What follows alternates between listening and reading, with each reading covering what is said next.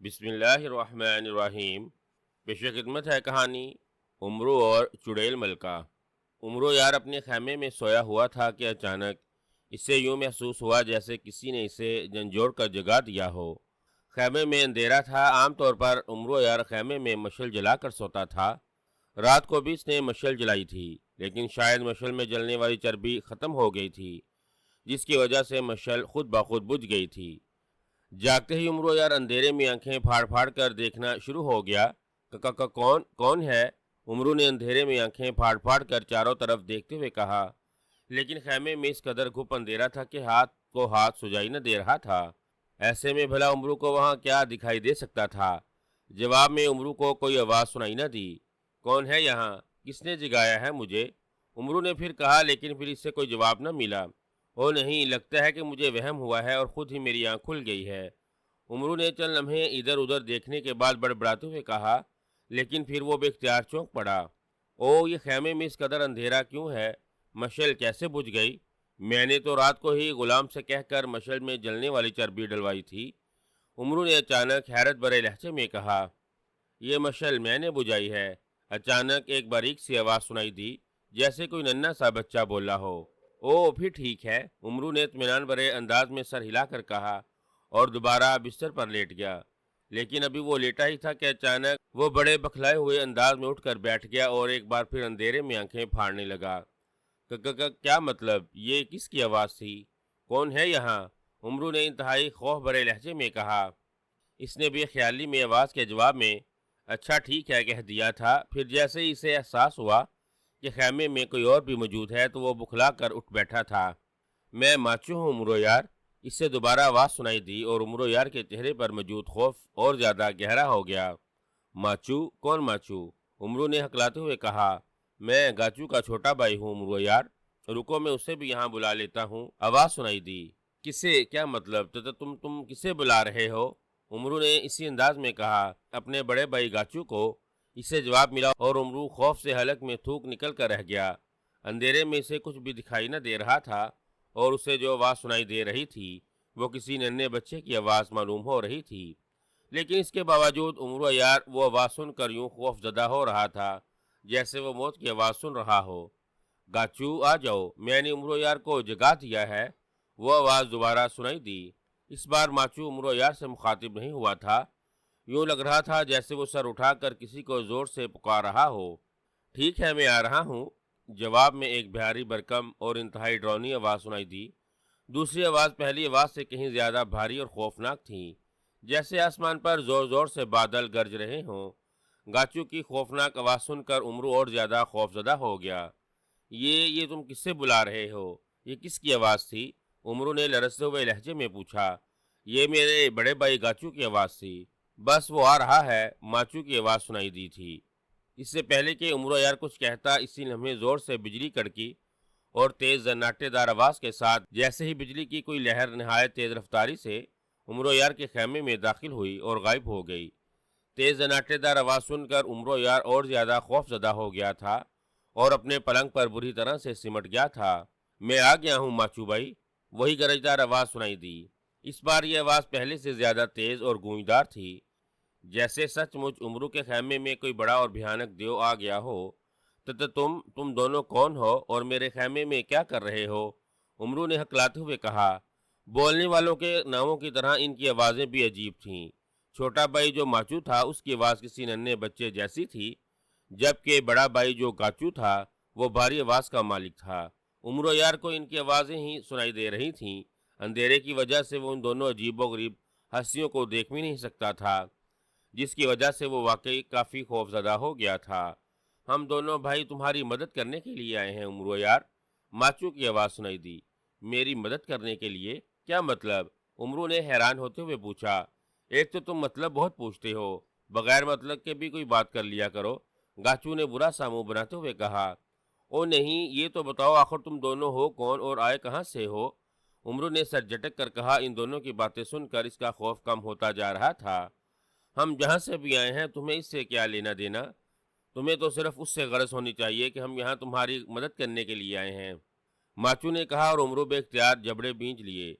مگر میں نے تو تمہیں اپنی مدد کے لیے نہیں بلایا، پھر تم دونوں یہاں کیوں آئے ہو اور مجھے کس مدد کی ضرورت ہو سکتی ہے؟ امرو نے برا سا منہ بناتے ہوئے کہا۔ ارے کیا تمہیں ہماری مدد کی ضرورت نہیں ہے؟ ماچو کی حیرت زدہ آواز سنائی دی۔ نہیں، بالکل نہیں، مجھے بلا تمہاری مدد کی کیا ضرورت ہو سکتی ہے جبکہ میں تمہیں جانتا بھی نہیں، امرو نے فوراً کہا۔ حیرت ہے، ہمیں تو کہا گیا تھا کہ تمہیں ہماری مدد کی ایسی ضرورت ہے، ہماری مدد کے بغیر تم کسی بھی طرح چڑیل ملکہ کو ہلاک نہیں کر سکو گے، گاچو نے کہا، اور چڑیل ملکہ کا سن کر امرو بے اختیار چونک پڑا۔ چڑیل ملکہ؟ کیا مطلب؟ کس چڑیل ملکہ کی بات کر رہے ہو تم؟ امرو نے حیرت بھرے لہجے میں کہا۔ چھوڑو، جب تمہیں ہماری کسی مدد کی ضرورت ہی نہیں تو ہم تمہیں چڑیل ملکہ کے بارے میں کیوں بتائیں، اور یہ کیوں بتائیں کہ ہماری مدد کے بغیر نہ تم چڑیل ملکہ کو ہلاک کر سکتے ہو اور نہ اس کا 10 بادشاہوں کے شاہی خزانوں جتنا بڑا خزانہ حاصل کر سکتے ہو، گاچو نے بھی جیسے برا مان جانے والے انداز میں کہا، اور 10 بادشاہوں کے شاہی خزانے سے بھی بڑے خزانے کا سن کر امرو یار بری طرح سے اچھل پڑا۔ اس کی آنکھوں میں بے پناہ چمک اور لالچ پن نمایاں ہو گیا تھا۔ 10 بادشاہوں کے شاہی خزانوں سے بڑا خزانہ؟ اوہ اوہ، کیا تم سچ کہہ رہے ہو؟ چڑیل ملکہ کے پاس اتنا بڑا خزانہ ہے؟ امرو نے خوشی اور لالچ سے بھرپور لہجے میں کہا۔ ہاں، لیکن ہم تمہیں کچھ نہیں بتائیں گے، چلو گاچو بھائی ہم یہاں سے چلتے ہیں، جب امرو یار کو ہماری کوئی ضرورت ہی نہیں تو ہم کیوں خوام خواہ یہاں رک کر اپنا وقت ضائع کریں، چلو ہم پریوں کے دیس میں جا کر رنگ برنگی پریوں کا رقص دیکھتے ہیں، ماچو کی آواز سنائی دی۔ ہاں چلو، گاچو نے جواب دیا۔ ارے ارے، رکو رکو، کہاں جا رہے ہو؟ میری بات تو سنو، ان کے جانے کی بات سن کر امرو نے بکھلائے ہوئے لہجے میں کہا۔ نہیں نہیں، اب ہم تمہاری کوئی بات نہیں سنیں گے، چلو گاچو، ماچو نے تیز لہجے میں کہا، اور پھر اس سے پہلے کہ امرو کچھ کہتا اسی لمحے تیز کڑاکوں کی آواز سنائی دی، اور امرو یار کو یوں محسوس ہوا جیسے بجلی کی 2 لہریں سی نہایت تیز رفتاری سے اس کے خیمے سے نکلتی چلی گئی ہوں۔ ارے ارے، رک جاؤ گاچو ماچو، میری بات تو سنو، کہاں جا رہے ہو؟ ارے، امرو نے تیز آواز میں چیختے ہوئے کہا، لیکن اس بار جواب میں نہ اسے گاچو کی آواز سنائی دی اور نہ ماچو کی، وہ شاید وہاں سے جا چکے تھے۔ امرو اپنے پلنگ سے اٹھنے ہی لگا تھا کہ اسی لمحے ایک شعلہ سا چمکا اور اس کے خیمے کی دیوار پر لگی ہوئی مشعل خود بخود روشن ہوتی چلی گئی۔ اچانک روشنی ہونے کی وجہ سے امرو کی آنکھیں ایک لمحے کے لیے چندیا سی گئی تھیں۔ اس نے فوراً دونوں آنکھوں پر ہاتھ رکھ لیے۔ چند لمحوں بعد جب اس کی آنکھیں دیکھنے کے قابل ہوئیں تو اس کی نظریں بے اختیار گاچو اور ماچو کو تلاش کرنے لگیں، جن کی اسے اندھیرے میں آوازیں سنائی دے رہی تھیں، لیکن اب وہاں کوئی نہیں تھا۔ البتہ خیمے کے دروازے کا پردہ یوں لہرا رہا تھا جیسے ابھی ابھی کوئی خیمے کا پردہ اٹھا کر باہر گیا ہو۔ یہ سب کیا تھا؟ کون تھے گاچو اور ماچو؟ وہ کس چڑیل ملکہ کی بات کر رہے تھے؟ چڑیل ملکہ اور اس کا خزانہ؟ کہیں میں کوئی خواب تو نہیں دیکھ رہا ہوں؟ امرو نے حیرت سے بڑبڑاتے ہوئے کہا۔ وہ چند لمحے سوچتا رہا، پھر اس نے سوچا کہ اسے باہر جا کر دیکھنا چاہیے، چنانچہ وہ پلنگ سے اترا اور اس نے پلنگ کے پائے پر پڑے ہوئے اپنے جوتے پہنے اور وہ خیمے سے دروازے کی جانب بڑھتا چلا گیا۔ پردہ اٹھا کر وہ خیمے سے باہر آیا تو اسے 2 محافظ خیمے کے باہر کھڑے دکھائی دیے۔ ان دونوں کے ہاتھوں میں نیزے تھے اور وہ بڑے چوکنے انداز میں خیمے کے دروازے کے دائیں بائیں کھڑے تھے۔ امرو کو خیمے سے باہر نکلتا دیکھ کر ان دونوں نے اسے قدرے سر جھکا کر سلام کیا۔ تم دونوں نے کسی کو خیمے سے باہر نکلتے دیکھا ہے؟ امرو نے باری باری ان دونوں کی جانب دیکھتے ہوئے پوچھا۔ نہیں آقا، خیمے سے آپ کے سوا کوئی نہیں نکلا۔ کیوں، کیا آپ کے پاس کوئی تھا؟ ایک محافظ نے حیرت بھرے لہجے میں کہا۔ امرو نے بے اختیار ہونٹ بھینچ لیے۔ کیا تم نے خیمے سے کوئی آواز بھی نہیں سنی تھی؟ امرو نے پھر پوچھا۔ نہیں آقا، ہم نے تو کوئی آواز نہیں سنی تھی، دوسرے محافظ نے جواب دیا تو امرو یار ایک طویل سانس لے کر رہ گیا۔ باہر اندھیرا اور خاموشی چھائی ہوئی تھی اور باہر کے اندھیرے سے امرو کو اندازہ ہو رہا تھا کہ رات کے پچھلے پہر کا وقت ہے۔ ٹھیک ہے، پھر مجھے کوئی وہم ہوا ہوگا، امرو نے انہیں ٹالنے والے انداز میں کہا، اور پھر وہ ان سے جواب سنے بغیر خیمے میں آ گیا۔ اس کے چہرے پر بددستور سوچ اور پریشانی کے تاثرات تھے۔ نہ جانے یہ کاچو اور ماچو کون تھے اور وہ کہاں سے آئے تھے۔ کاچو اور ماچو سے زیادہ امرو یار چڑیل ملکہ اور اس کے خزانے کے بارے میں سوچ رہا تھا، جس کے بارے میں کاچو اور ماچو کہہ گئے تھے کہ وہ خزانہ 10 بادشاہوں کے شاہی خزانوں سے بھی بڑا ہے۔ خیمے میں واپس آ کر وہ جوتے اتار کر دوبارہ پلنگ پر لیٹ گیا۔ وہ مسلسل گاچو اور ماچو کے بارے میں ہی سوچ رہا تھا اور بار بار بستر پر کروٹیں بدل رہا تھا، لیکن اس کی سمجھ میں کچھ نہیں آ رہا تھا۔ او نہیں، میں بھی احمق ہوں، میں نے خوام خواہ ان دونوں کو ناراض کر دیا۔ وہ دونوں اب نہ جانے کہاں چلے گئے ہیں۔ ہاں، اگر میں ان سے کہہ دیتا تو مجھے ان کی مدد کی ضرورت ہے تو مجھے اس سے کیا فرق پڑ سکتا تھا۔ اور کچھ نہیں تو وہ مجھے چڑیل ملکہ اور اس کے 10 بادشاہوں کے شاہی خزانے سے بڑے خزانے کے بارے میں ہی بتا دیتے۔ اب میں کہاں تلاش کروں انہیں؟ عمرو نے بڑبڑاتے ہوئے کہا۔ اسے خود پر بے حد غصہ آ رہا تھا۔ وہ کافی دیر پر بستر پر کروٹوں پر کروٹیں بدلتا رہا، پھر اسے اچانک سنہری تختی کا خیال آیا تو وہ یکدم اٹھ کر بیٹھ گیا۔ ہاں، اب مجھے گاچو اور ماچو کے بارے میں اس سنہری تختی سے ہی پتہ چل سکتا ہے۔ سنہری تختی سے پوچھنے پر ہی یہ پتہ چلے گا کہ چڑیل ملکہ کون ہے اور کیا واقعی اس کے پاس اتنا بڑا خزانہ ہے جو 10 بادشاہوں کے شاہی خزانوں سے بھی بڑا ہے۔ عمرو یار نے کہا، اور پھر اس نے پلنگ کے پائے کی طرف ہاتھ بڑھایا جہاں وہ رات کو اپنی زنبیل ٹانگ کے دیتا تھا۔ جیسے اس نے پلنگ کی پائے کی طرف ہاتھ بڑھایا، اس کا ہاتھ جہاں تھا وہیں رک گیا اور اس کی آنکھوں میں زمانے بھر کی حیرت اور خوف ابھر آیا۔ جس پائے کے ساتھ اس نے زنبیل ٹانگی تھی وہ زنبیل وہاں موجود نہیں تھی۔ کیا مطلب؟ میری زنبیل کہاں گئی؟ رات سونے سے پہلے تو میں نے زنبیل اسی پائے سے لٹکائی تھی، عمرو نے بکھلائے ہوئے لہجے میں کہا اور اچھل کر پلنگ سے نیچے آ گیا، اور پھر وہ پاگلوں کی طرح پلنگ کے نیچے اور ارد گرد اپنی زنبیل تلاش کرنے لگا، لیکن زنبیل وہاں نہیں تھی۔ ہائے ہائے، میری زنبیل کہاں گئی؟ کون لے گیا میری زنبیل؟ اس زنبیل میں تو میری عمر بھر کی کمائی تھی، کس نے لوٹ لیا ہے مجھے؟ کہاں ہے میری زنبیل؟ کہاں ہے؟ عمرو نے بری طرح سے چیختے ہوئے کہا، اور وہ سارے خیمے میں اپنی زنبیل تلاش کرنے لگا، لیکن اسے زنبیل نہ ملنی تھی اور نہ ہی اسے ملی۔ اب تو عمرو یار کے رہے سے اور سانخ خطا ہو گئے۔ زنبیل نہ ملنے کی وجہ سے اس نے بری طرح سے رونا شروع کر دیا، اور پھر اسے کچھ نہ سوجا تو وہ زمین پر اکڑوں بیٹھ گیا۔ اس کے سر پر پگڑی نہیں تھی، جس کی وجہ سے مشرق کی روشنی میں اس کا گنجا سر انڈے کے چھلکے کی طرح چمک رہا تھا۔ اس نے احمقوں کی طرح زور زور سے اپنے سر پر ہاتھ مارتے ہوئے داڑیں مار مار کر چیخنا، چلانا اور رونا شروع کر دیا۔ اس کے رونے اور چیخنے چلانے کی آوازیں سن کر خیمے کے باہر کھڑے دونوں محافظ فوراً اندر آ گئے، اور پھر عمرو اس طرح اکڑوں بیٹھے اپنے سر پر ہاتھ مارتا اور روتا دیکھ کر وہ حیرت زدہ رہ گئے۔ عمرو اپنا گنجا سر بری طرح سے پیٹتا ہوا ایک ہی بات چلائے جا رہا تھا، ہائے میں لٹ گیا، برباد ہو گیا، کوئی میری زنبیل چوری کر لے گیا، میں تباہ ہو گیا، میں برباد ہو گیا۔ عمرو کو اس طرح زنبیل کے لیے روتا اور چیخ کر دیکھ کر دونوں محافظ حیرت بری نظروں سے عمرو کی جانب دیکھ رہے تھے۔ پھر اس سے پہلے کہ وہ عمرو سے کچھ پوچھتے، اچانک عمرو الٹ کر گرا اور یوں ساکت ہو گیا جیسے زنبیل کے غائب ہو جانے کے غم سے بے ہوش ہو گیا ہو۔ ملک راجستھان کی شہزادی گلاب اپنے محل کی چھت کے کنارے کی دیوار کے پاس کھڑی بڑی دلچسپی سے نیچے پائی باغ میں کھلے ہوئے رنگ برنگے پھولوں اور وہاں پر موجود رنگ برنگے پرندوں کو دیکھ رہی تھی۔ باغ میں اس وقت کوئی نہیں تھا، اسی لیے وہاں بے شمار رنگ برنگے پرندے جمع ہو گئے تھے جو جہاں سے وہاں اچھلتے اور ناچتے پھر رہے تھے۔ شہزادی گلاب پھولوں کے ساتھ ساتھ ان پرندوں کو بھی دیکھ کر بے حد خوش ہو رہی تھی کہ اچانک اسے اپنے پیچھے قدموں کی ہلکی سی جاپ سنائی دی۔ شہزادی گلاب کو یوں محسوس ہوا جیسے کوئی دبے قدموں اس کی طرف آ رہا ہو۔ شہزادی گلاب تیزی سے مڑی اور اسے اس طرح اچانک مڑتا دیکھ کر پیچھے سے آنے والا ایک خوبصورت نوجوان ٹھٹک کر رک گیا۔ اس نے بھی اختیار ہونٹ بھینچ لیے، جیسے اسے شہزادی گلاب کا اس طرح اچانک مڑنا پسند نہ آیا ہو۔ تو آپ یہاں ہیں جناب شہزادہ بدر صاحب، جو چپکے سے مجھے ڈرانے کے لیے اس قدر دبے قدموں سے میری طرف آ رہے تھے۔ شہزادی گلاب نے مسکراتے ہوئے کہا، اور نوجوان جو ملک آشان کا شہزادہ بدر تھا بے اختیار سر جھٹک کر رہ گیا۔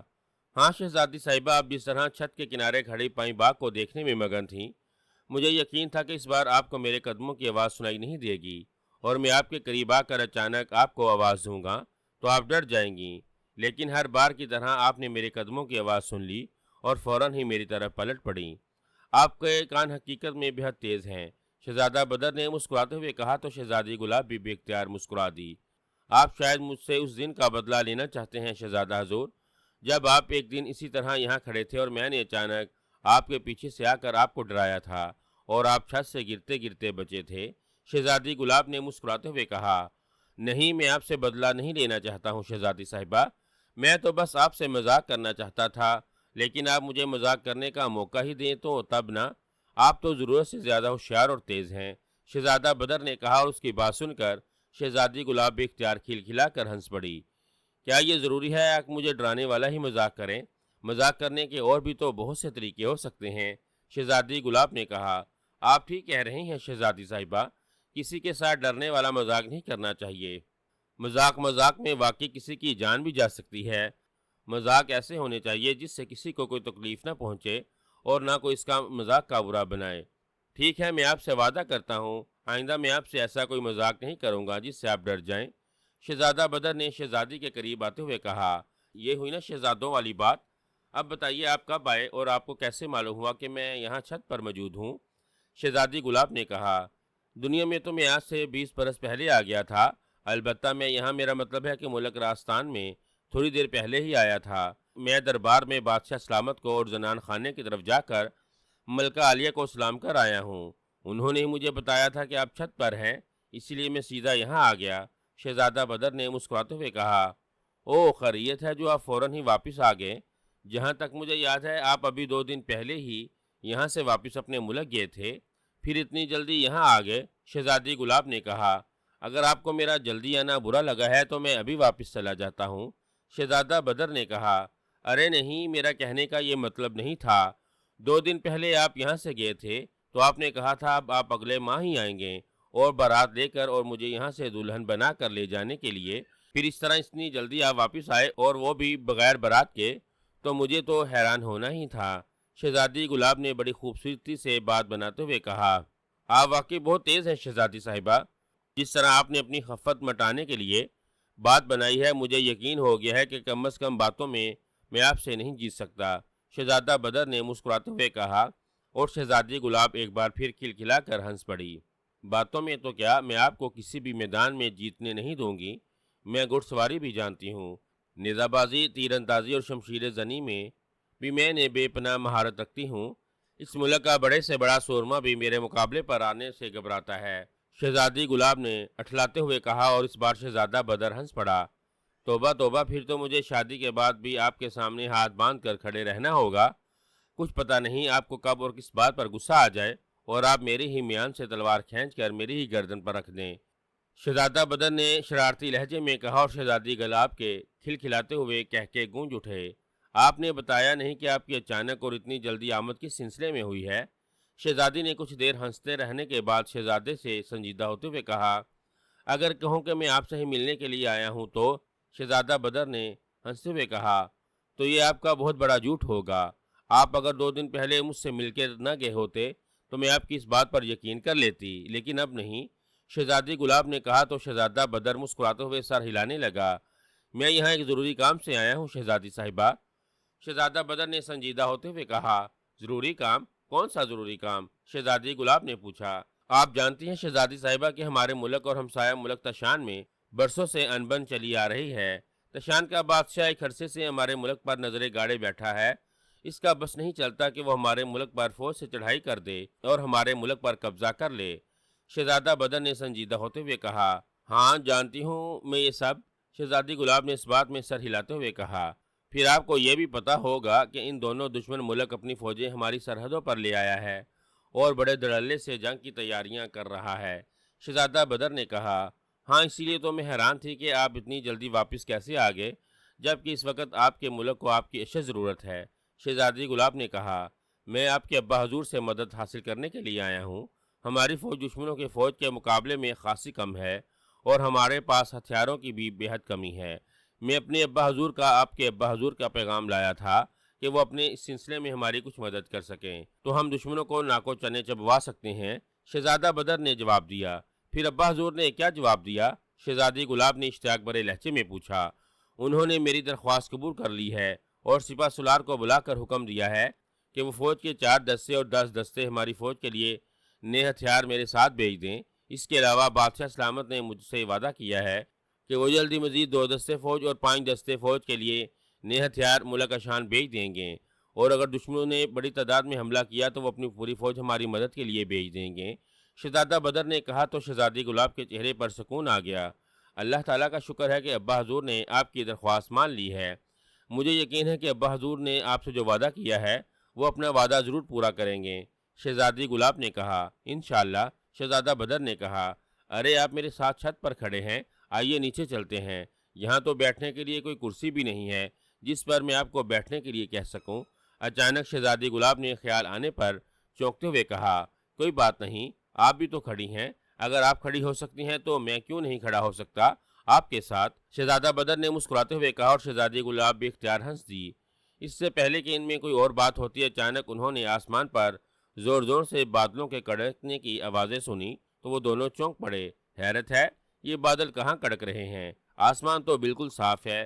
شہزادی گلاب نے حیران ہو کر آسمان کی جانب دیکھتے ہوئے کہا۔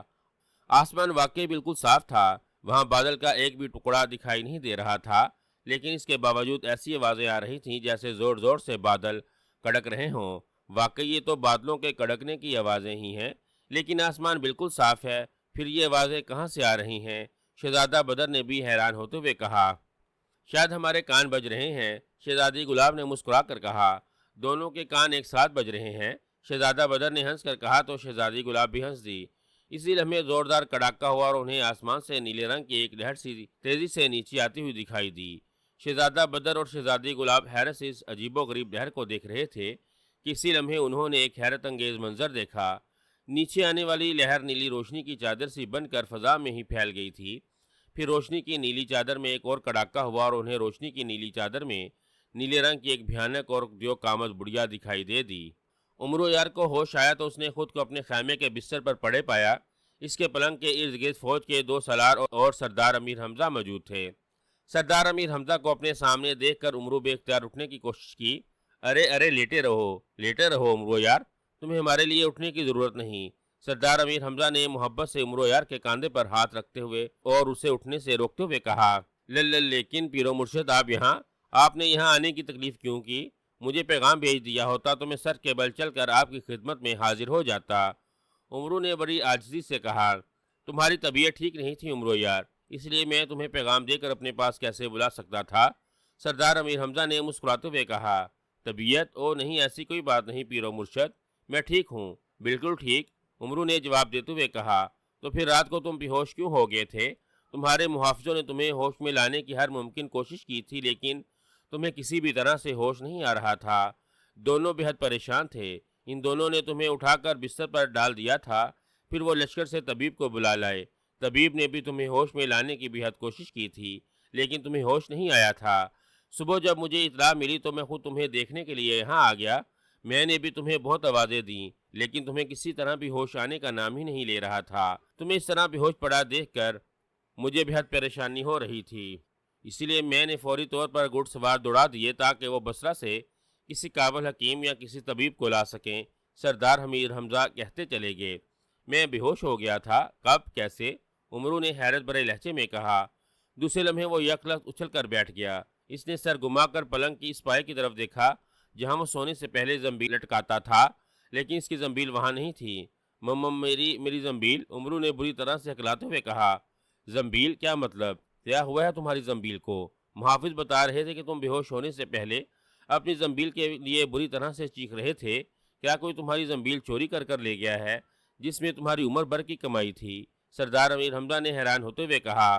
زنبیل غائب دیکھ کر عمرو یار کو رات کا سارا واقعہ یاد آ گیا اور اس کی آنکھوں میں بے اختیار آنسو امڑ آئے۔ اس نے سردار امیر حمزہ کو ساری بات کہہ سنائی۔ گاجو اور ماجو کے بارے میں سن کر سردار امیر حمزہ بھی حیران رہ گئے۔ حیرت ہے، کون تھے وہ دونوں اور تمہیں کس چڑیل ملکہ کا بتا رہے تھے؟ سردار امیر حمزہ نے حیرت بھرے لہجے میں کہا۔ وہ دونوں چور تھے پیرو مرشد، وہ مجھے دھوکہ دینے آئے تھے۔ ان کا مقصد مجھے کچھ بتانا نہیں بلکہ میری زنبیل چوری کرنا تھا۔ عمرو نے روتے ہوئے کہا۔ نہیں عمرو یار، مجھے ایسا لگتا ہے اگر ان کا مقصد صرف تمہاری زنبیل چوری کرنے کا ہوتا تو یہ کام وہ خاموشی سے بھی کر سکتے تھے۔ تم بتا رہے ہو کہ کاچو نے تمہیں باقاعدہ جھنجھوڑ کر جگایا تھا، سردار امیر حمزہ نے کہا تو عمرو یار بھی سوچنے لگا۔ ہاں پیرو مرشد، آپ ٹھیک کہہ رہے ہیں، واقعی انہوں نے میری زنبیل چوری کرنی ہوتی تو وہ زنبیل مجھے جگائے بغیر بھی تو لے جا سکتے تھے، لیکن ایسا نہیں ہوا تھا۔ گاچو نے مجھ سے باتیں کی تھیں اور پھر اس نے آواز دے کر اپنے بھائی گاچو کو بلایا تھا۔ عمرو نے کہا۔ تو پھر یہ ضروری تو نہیں کہ وہ دونوں ہی تمہاری زنبیل لے گئے ہوں؟ سردار امیر حمزہ نے کہا۔ ہاں، لیکن اگر وہ میری زنبیل نہیں لے گئے تو پھر وہ کون لے گیا؟ عمرو نے جھبڑے بھینچتے ہوئے کہا۔ یہ تو تم ہی معلوم کر سکتے ہو، اس سلسلے میں تمہاری میں شاید کوئی مدد نہیں کر سکوں، سردار امیر حمزہ نے جواب دیا۔ ٹھیک ہے پیرو مرشد، میں معلوم کرتا ہوں کہ یہ سب کیا معاملہ ہے۔ اپنی زنبیل واپس حاصل کرنے کے لیے مجھے زمین کی گہرائی یا آسمان کی بلندیوں میں بھی کیوں نہ جانا پڑے تو میں ضرور جاؤں گا۔ جس نے میری زنبیل چوری کی ہے میں اس کا بے حد بھیانک حشر کروں گا، اسے میں ایسی سزا دوں گا کہ پھر کسی اور کو اس طرح میرے خیمے میں آ کر میری زنبیل کو ہاتھ لگانے کی ہمت نہیں ہو سکے گی۔ عمرو نے غصیلے لہجے میں کہا۔ ٹھیک ہے، اب بتاؤ تم پہلے سے خود کو بہتر محسوس کر رہے ہو یا تمہیں کسی حکیم کی ضرورت ہے؟ سردار امیر حمزہ نے شفقت برے لہجے میں پوچھا۔ نہیں، مجھے کسی حکیم یا طبیب کی ضرورت نہیں ہے پیرو مرشد، میں ٹھیک ہوں، امرو نے کہا۔ بہت خوب، تو پھر اٹھو اور ہمارے ساتھ چل کر پہلے ناشتہ کر لو، پھر تمہیں جہاں جانا ہو چلے جانا، سردار امیر حمزہ نے کہا۔ نہیں پیرو مرشد، مجھے ناشتے کی طلب نہیں ہے، امرو نے دھیمی سی آواز میں کہا۔ زنبیل کے گم ہونے سے جیسی اس کی بھوک پیاس بھی اٹھ چکی تھی۔ ضرورت نہیں ہے، پھر بھی ہمارے ساتھ چلو اور جتنا ناشتہ کر سکتے ہو ضرور کر لو، ہم تمہیں ناشتہ کرائے بغیر کہیں نہیں جانے دیں گے، سردار امیر حمزہ نے قدرے سخت لہجے میں کہا۔ جو حکم پیرو مرشد، آپ چلیے، میں کچھ دیر میں تیار ہو کر آتا ہوں، امرو نے مرے مرے سے لہجے میں کہا۔ تو سردار امیر حمزہ مسکرا دیے۔ ان کے ساتھ موجود سالاروں نے بھی امرو کو تسلی دی اور پھر وہ سردار امیر حمزہ کے ساتھ اس کے خیمے سے باہر نکلتے چلے گئے۔ سردار امیر حمزہ کے جانے کے بعد امرو یار کی آنکھوں میں ایک بار پھر آنسو آ گئے۔ وہ کافی دیر اسی طرح اپنی زنبیل کو یاد کر کے روتا رہا، پھر اس نے آنسو صاف کی اور اٹھ کر بستر سے نیچے آ گیا۔ امرو نے پلنگ کے نیچے پڑے ہوئے اپنے جوتے پہنے اور وہ خیمے کے دوسرے حصے میں چلا گیا۔ کچھ دیر بعد وہ لباس بدل کر اور سر پر پگڑی لپیٹ کر نکلا اور ایک بار پھر حیرت بھری نظروں سے پلنگ کے اس پائے کی جانب دیکھنے لگا جہاں وہ روزانہ اپنی زنبیل لٹکاتا تھا۔ کچھ دیر تک حسرت بھری نظروں سے پلنگ کے خالی پائے کی طرف دیکھتا رہا اور پھر اس نے ایک سردہ بھری اور پھر وہ خیمے سے نکلتا چلا گیا۔ سردار امیر حمزہ اپنے خیمے میں امرو کا انتظار کر رہے تھے۔ ان کے سامنے ناشتہ موجود تھا لیکن انہوں نے ابھی تک کسی چیز کو ہاتھ نہیں لگایا تھا۔ امرو یار ان کے خیمے میں گیا تو سردار امیر حمزہ نے اس کا اترا ہوا چہرہ دیکھ کر اسے اپنے پاس بلایا اور اپنے قریب بٹھا لیا اور پھر انہوں نے امرو کے سامنے خود ہی ناشتہ رکھنا شروع کر دیا۔ امرو نے سردار امیر حمزہ کے کہنے پر زہر مار کرنے والے انداز میں ناشتہ کیا۔ سردار امیر حمزہ نے اسے تسلی دی کہ اس کی زنبیل اسے ضرور واپس مل جائے گی۔ سردار امیر حمزہ کے حوصلے دینے سے کچھ اسے تسلی ہوئی اور پھر وہ سردار امیر حمزہ سے اجازت اور ان کی دعائیں لیتا ہوا ان کے خیمے سے باہر آ گیا۔ کہاں جاؤں، کہاں تلاش کروں اپنی زنبیل، سردار امیر حمزہ کے خیمے سے نکل کر امرو نے سوچا۔ وہ کچھ دیر سوچتا رہا، پھر وہ اپنے خیمے کی جانب جانے کی بجائے استبل کی جانب بڑھتا چلا گیا۔ استبل سے اس نے اپنا بادل نامی گھوڑا نکالا اور اس پر سوار ہو کر سردار امیر حمزہ کے لشکر سے نکلتا چلا گیا۔ وہ گھوڑا دوڑائے لیے جا رہا تھا، خود اسے معلوم نہیں تھا کہ وہ کہاں جا رہا ہے۔ سردار امیر حمزہ کے لشکر سے نکل کر وہ پہاڑی علاقے کی طرف آیا اور پھر ایک جنگل میں آ گیا۔ اس جنگل کے بعد ایک طویل میدانی علاقہ شروع ہو جاتا تھا۔ امرو ابھی گھوڑا جنگل میں دوڑا رہا تھا کہ اچانک اس کے سر پر یکے بعد دیگرے دو جماکے ہوئے۔ دوسرے لمحے اس کے سر پر دو عجیب و غریب بونے نمودار ہو گئے۔ ان بونوں میں سے ایک بونا بے حد موٹا تھا جبکہ دوسرا بونا دبلا پتلا تھا۔ موٹے بونے سے قدرے لمبا تھا، دونوں کے سر گنجے تھے، انہوں نے ایک جیسے سرخ رنگ کے لباس پہن رکھے تھے۔ ان دونوں کے کمر پر سنہری رنگ کے پر بھی تھے جنہیں وہ پرندوں کی طرح ہلاتے ہوئے امرو یار کے ساتھ اڑ رہے تھے۔ امرو یار نے ان دونوں بونوں کو نہیں دیکھا تھا، وہ تو بس اپنی زنبیل کے غم میں ہی کھویا ہوا دکھائی دے رہا تھا۔ کہاں جا رہے ہو امرو یار؟ اچانک ایک باریک سی آواز سنائی دی اور امرو یار یہ آواز سن کر اس بری طرح سے اچھلا جیسے اچانک اس کے سر پر کسی نے گرز مار دیا ہو۔ وہ بمشکل گھوڑے سے گرتے گرتے بچا تھا۔ اس نے فوراً گھوڑے کی بانکیں کھینچی اور گھوڑا زور زور سے ہنہناتا ہوا رکتا چلا گیا۔ کون ہے؟ کہاں ہے یہ آواز؟ یہ آواز تو وہی آواز ہے جو میں نے رات کو سنی تھی۔ گھوڑا رکتے ہی امرو نے ادھر ادھر دیکھتے ہوئے بکھلائے ہوئے لہجے میں کہا۔ ادھر ادھر کیا دیکھ رہے ہو امرو یار؟ ہماری طرف دیکھو، ہم تمہارے سر پر موجود ہیں۔ اس بار ایک باری اور بادلوں کی طرح کڑکتی ہوئی آواز سنائی دی تو امرو بے اختیار سر اٹھا کر اوپر دیکھنے لگا اور پھر اس کی نظریں ان دونوں عجیب و غریب بونوں پر پڑیں تو اس کی آنکھیں حیرت سے پھیلتی چلی گئیں۔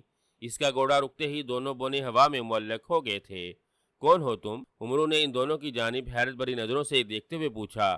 میں ماچو ہوں، ہوا میں اڑتے ہوئے موٹے بونے نے کسی ننھے بچے کی آواز میں کہا۔ میں کاچو ہوں، دبلے اور لمبے بونے نے کہا۔ ان کے منہ سے نکلنے والی آواز بے حد گرجدار تھی۔ ان دونوں کے نام سن کر امرو یار کا چہرہ یک لگ سرخ ہو گیا۔ تم دونوں وہی ہو نا جو رات کو میرے خیمے میں آئے تھے؟ امرو نے ان کی جانب غصیری نظروں سے دیکھتے ہوئے کہا۔ ہاں ہم وہی ہیں، کاچو بونے نے کہا۔ اوہ، اس کا مطلب ہے کہ میری زنبیل تمہارے پاس ہی ہے، امرو نے تیز لہجے میں کہا۔ ہاں ہمارے پاس ہے تمہاری زنبیل، ماچو بونے نے کہا اور امرو ایک بار پھر اچھل پڑا۔ اوہ، کیا تم سچ کہہ رہے ہو؟ کیا میری زنبیل سچ مچ تمہارے پاس ہے؟ امرو نے ان کی جانب آنکھیں پھاڑ پھاڑ کر دیکھتے ہوئے کہا۔ ہاں ہم جھوٹ نہیں بولتے، تمہاری زنبیل ہمارے ہی پاس ہے، کاچو نے جواب دیا۔ کہاں ہے میری زنبیل؟ دیکھو وہ ایک عام سا تھیلا ہے جو تمہارے کسی کام کا نہیں، تم وہ تھیلا مجھے واپس دے دو، اس کے بدلے میں جو تم مجھ سے مانگو گے میں تمہیں دے دوں گا۔ عمرو نے ان کی جانب بے تبانہ نظروں سے دیکھتے ہوئے کہا۔ اس کے لہجے میں بے پناہ التجا تھی۔ اگر وہ ایک عام سا تھیلا ہے تو پھر تم اس کے لیے رات کو اس قدر روئے کیوں تھے اور بے ہوش کیوں ہو گئے تھے؟ اور اب بھی تم اپنے اسی تھیلے کی تلاش میں نکلے ہوئے ہو۔ تھیلے کی گمشدگی کی وجہ سے تمہارا چہرہ اترا ہوا ہے اور تمہاری شکل کسی کھجور جیسی بن گئی ہے۔ ماچو بونے نے باریک آواز میں مسکراتے ہوئے کہا، وہ میرے ماں باپ کی نشانی ہے۔ اسے میں اپنے ماں باپ کی نشانی کے طور پر ہمیشہ اپنے پاس رکھتا ہوں، اسی لیے میں اس تھیلے کی گمشدگی سے پریشان اور اداس ہوں۔ عمرو نے بات بناتے ہوئے کہا تو دونوں بونے بے اختیار ہنسنے لگے۔ ان کی ہنسی بھی ان کی طرح عجیب و غریب تھی۔ ماچو بونا ننھے بچوں کی طرح کلکاریاں مارتے ہوئے ہنس رہا تھا، جبکہ کاچو بونے کی ہنسی کی آواز ایسی تھی جیسے بجلیاں سی کڑک رہی ہوں۔ ہم تمہارے اس تھیلے کے بارے میں سب کچھ جانتے ہیں عمرو یار، تم ہمیں اس طرح دھوکہ دینے کی کوشش مت کرو۔ ہم جانتے ہیں وہ تھیلا تمہاری زندگی میں کتنی اہمیت رکھتا ہے، اور جب تک تمہارے پاس وہ تھیلا جسے تم زنبیل کہتے ہو نہ ہو تو تم کسی کے کام کے نہیں رہتے۔ کاچو بونے نے ہنستے ہوئے کہا، اور بونے اس کی زنبیل کے بارے میں جانتے تھے۔ یہ سن کر عمرو کے چہرے پر ایک رنگ سا آ کر گزر گیا تھا۔ کیا مطلب؟ عمرو نے ہکلا کر کہا۔ کچھ نہیں، تم اپنی زنبیل ہم سے حاصل کرنا چاہتے ہو یا نہیں؟ ماچو بونے نے کہا، ہاں ہاں مجھے میری زنبیل چاہیے، ہر حال میں چاہیے۔ دو کہاں ہے میری زنبیل؟ عمرو نے بڑے بے تبانہ لہجے میں کہا۔ تو چلے ہمارے ساتھ، ہم تمہیں ایسی جگہ لے جاتے ہیں جہاں تمہاری زنبیل موجود ہے۔ کاچو بونے نے کہا تو عمرو چونک پڑا۔ کیا مطلب؟ کہاں ہے میری زنبیل؟ تم مجھے کہاں لے جانا چاہتے ہو؟ عمرو نے چونک کر کہا، ملک راجستھان چلو، تمہاری زنبیل ملک راجستھان میں ہے۔ ماچو نے کہا اور عمرو حیرت سے ان دونوں کی شکلیں دیکھنے لگا۔ ملک راجستھان؟ میری زنبیل ملک راجستھان میں کیسے پہنچ گئی؟ عمرو نے حیرت بھرے لہجے میں پوچھا۔ وہاں چلو پھر ہم تمہیں بتائیں گے کہ ہم تمہاری زنبیل ملک راجستھان کیوں لے گئے تھے۔ کاچو بونے نے سنجیدگی سے کہا، لیکن تم میری زنبیل ملک راجستھان کیوں لے گئے تھے؟ کیا ضرورت تھی تمہیں میری زنبیل لے جانے کی؟ عمرو نے اسی انداز میں پوچھا۔ تم چلو تو صحیح، پھر ہم تمہیں بتا دیں گے کہ ہمیں تمہاری زنبیل وہاں لے جانے کی کیا ضرورت تھی۔ ماچو بونے نے کہا تو عمرو نے بے اختیار ہونٹ بھینچ لیے۔ تم دونوں مجھے اڑنے والے بونے دکھائی دے رہے ہو۔ ملک راجستھان یہاں سے بہت دور ہے، وہاں تک جانے کے لیے مجھے 3 راتیں اور 2 دن کا سفر کرنا پڑے گا، وہ بھی اگر میں مسلسل گھوڑا دوڑاتا رہا تب۔ جس طرح تم زنبیل ملک راجستھان لے گئے تھے اسی طرح کیا تم واپس نہیں لا سکتے؟ عمرو نے کہا، نہیں، اپنی زنبیل حاصل کرنے کے لیے تمہیں خود وہیں جانا پڑے گا، اور تمہیں 3 راتوں اور 2 دن کا سفر کرنے کی ضرورت نہیں۔ تم گھوڑے سے اترو، ہم دونوں تمہارے کندھوں پر بیٹھ جائیں گے اور تمہیں اڑا کر اپنے ساتھ ملک راجستھان لے جاتے ہیں۔ ملک راجستھان پہنچنے میں تمہیں زیادہ وقت نہیں لگے گا۔ ماچو بونے نے کہا، او کیا ایسا ممکن ہو سکتا ہے؟ تم دونوں میرا بوجھ سنبھال لو گے؟ عمرو نے پوچھا۔ بہت آسانی سے، تم تو دبلے پتلے سے انسان ہو، تمہارا وزن کھجور کی گٹھلی سے زیادہ نہیں ہوگا۔ ہم دونوں بھائی ایک ہاتھی کو بھی اڑا کر کوسوں دور تک اڑا کر لے جا سکتے ہیں۔ کاچو بونے نے کہا، ٹھیک ہے تو چلو، میں تمہارے ساتھ چلنے کے لیے تیار ہوں۔ عمرو نے ان کی بات کا برا منائے بغیر کہا۔ بونے اسے اس کی زنبیل تک لے جا رہے تھے، اسی لیے وہ ان سے کوئی ایسی بات نہیں کر رہا تھا کہ وہ پھر اس سے ناراض ہو جائیں۔ یہ تو عمرو کو اپنی قسمت اچھی معلوم ہو رہی تھی کہ وہ دونوں بونے خود ہی اس کے پاس آ گئے، ورنہ ان عجیب و غریب اور حیرت انگیز بونوں اور اپنی زنبیل کی تلاش کے لیے عمرو کو نہ جانے کہاں کہاں کی خاک چھاننی پڑتی۔ عمرو فوراً گھوڑے سے اترا اور پھر اس نے گھوڑے کا رخ موڑا اور لگام گھوڑے کی گردن سے لپیٹ کر اسے واپس لشکر کی جانب دوڑا دیا۔ بادل اس کا سدایا ہوا گھوڑا تھا، عمرو جانتا تھا کہ وہ سیدھا لشکر میں چلا جائے گا۔ چلو، میں تمہارے ساتھ چلنے کے لیے تیار ہوں۔ عمرو نے سر اٹھا کر ان بونوں کی جانب دیکھتے ہوئے کہا، پہلے بتاؤ کیا تمہیں ہماری مدد کی ضرورت ہے یا نہیں؟ کاچو نے اس کی جانب چھوٹی چھوٹی مگر تیز آنکھوں سے دیکھتے ہوئے پوچھا۔ ہاں ہاں مجھے تمہاری ضرورت ہے، بہت ضرورت ہے، اب چلو۔ عمرو نے فوراً کہا، کیا تم چاہتے ہو کہ ہم تمہاری چڑیل ملکہ کے خلاف مدد کریں؟ ماچو بونے نے کہا، او نہیں، آخر یہ چڑیل ملکہ کون ہے اور تم بار بار اس کے بارے میں مجھے کیوں بتا رہے ہو؟ عمرو نے ضد ہوتے ہوئے کہا، جلد ہی تمہیں معلوم ہو جائے گا عمرو یار کہ چڑیل ملکہ کون ہے۔ تم بس یہ بتاؤ کہ کیا تم چڑیل ملکہ کے خلاف ہماری مدد لینا چاہتے ہو یا نہیں؟ ماچو نے کڑکتی ہوئی آواز میں کہا، ہاں میں تمہاری مدد لوں گا، ضرور لوں گا۔ اب خوش؟ چلو، اب میں جلد سے جلد اپنی زنبیل حاصل کرنا چاہتا ہوں، اس کے بعد تم جو کہو گے میں تمہاری ہر بات مانوں گا۔ عمرو نے جان چھڑانے والے انداز میں کہا، ٹھیک ہے، آؤ کاچو، تم عمرو یار کے دائیں کندھے پر بیٹھ جاؤ، میں اس کے بائیں کندھے پر بیٹھ جاتا ہوں۔ ماچو بونے نے کہا تو کاچو بونے نے اس بات میں سر ہلایا اور وہ پھر دونوں پر مارتے ہوئے تیزی سے نیچے آئے اور کاچو بونا عمرو یار کے دائیں کاندھے پر آ کر بیٹھ گیا، جبکہ ماچو بونا عمرو کے بائیں کاندھے پر بیٹھ گیا۔ ان دونوں کے کاندھوں پر بیٹھنے کا عمرو یار کو کوئی احساس نہیں ہو رہا تھا۔ یوں لگ رہا تھا جیسے موٹے اور پتلے ہونے کے باوجود ان دونوں کا کوئی وزن ہی نہ ہو۔ حیرت ہے، تم دونوں کا تو مجھے کوئی وزن ہی محسوس نہیں ہو رہا، امرو نے حیرت بھرے لہجے میں کہا۔ ہم نے جان بوجھ کر اپنا وزن تم پر نہیں ڈالا امرو یار، اگر ہم تمہارے کندھوں پر اپنا وزن ڈال دیں تو تم اسی وقت زمین میں دھنس جاتے۔ ہمارا وزن جنگلی گینڈوں سے بھی کہیں زیادہ ہے، ماچو بونے نے کہا، اور امرو ایک طویل سانس لے کر رہ گیا۔ اب تیار ہو جاؤ، ہم تمہیں ملک راستان لے جا رہے ہیں، کاچو بونے نے کہا تو امرو نے اس بات میں سر ہلا دیا۔ اسی لمحے اسے اپنے کانوں میں دونوں بونوں کے پرندوں کی طرح تیزی سے پر مارنے کی آوازیں سنائی دیں، اور ساتھ ہی امرو کو یوں محسوس ہوا جیسے اس کے پیر زمین سے اٹھ گئے ہوں اور وہ ہوا میں بلند ہوتا جا رہا ہو۔ اس نے نیچے جھانکا تو یہ دیکھ کر وہ واقعی حیران رہ گیا کہ دونوں بونے واقعی سے اٹھائے ہوئے ہوا میں بلند ہوتے جا رہے تھے۔ کچھ ہی دیر میں دونوں بونے امرو یار کو لیے ہوئے بلندی پر آ گئے۔ کافی بلندی پر لے جا کر وہ امرو یار کو لیے ہوئے شمال کی جانب اٹھتے چلے گئے۔ کئی گھنٹوں کے بعد جب بونے بلندی سے نیچے جانے لگے تو امرو یار نے چونک کر نیچے دیکھا تو اسے ایک عالیشان محل دکھائی دیا جس کے عقب میں ایک بہت بڑا باغ موجود تھا۔ اس باغ میں رنگ برنگے اور نہایت خوبصورت پھول کھلے ہوئے تھے، پھولوں کی مہک دور دور تک پھیلی ہوئی تھی۔ بونے امرو یار کو پائیں باغ کی طرف سے ہی محل کی جانب لے جا رہے تھے۔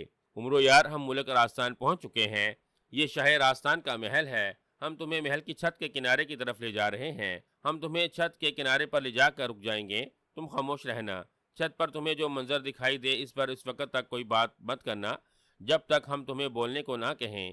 اچانک امرو کو کان میں کاچو بونے کی آواز سنائی دی۔ امرو نے چونک کر دائیں کاندھے کی طرف مڑ کر دیکھا تو اسے کاچو بونا دکھائی نہ دیا۔